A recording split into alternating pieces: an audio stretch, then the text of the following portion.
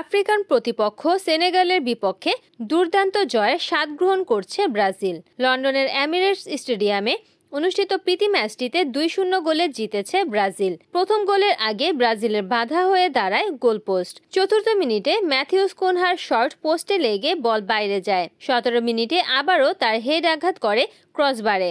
মাঝে ডি বক্সের বাইরে থেকে ভিনিসিয়াসের শট রুখে দেন সেনেগালি কিপার এদুয়ার্দো মেন্দি। অবশেষে 28তম মিনিটে কাসিমিরোর থ্রু বল প্রতিপক্ষের একজনের পায়ে লেগে ডি বক্সে পান এস্তেভাও। ছুটে এসে বা পায়ের শটে জাল কাঁপান 18 বছর বয়সী এই ফরওয়ার্ড। আক্রমণের পর আক্রমণ করে 2টি গোলই আদায় করতে পেরেছে ব্রাজিল।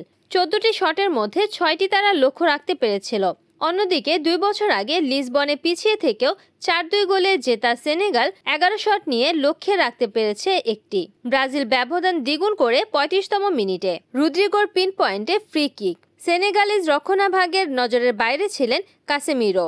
অভিজ্ঞ এই মিডফিল্ডার প্রথম বল নিয়ন্ত্রণে নিয়ে মেন্দিকে পরাস্ত করেন।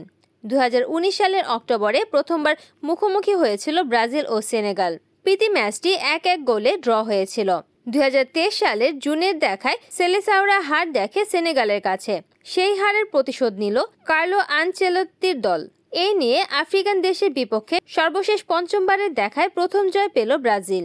সেলেসাওরা এর আগে মরক্কো ও ক্যামেরুনের কাছে হেরেছিল। Desk news, NN TV.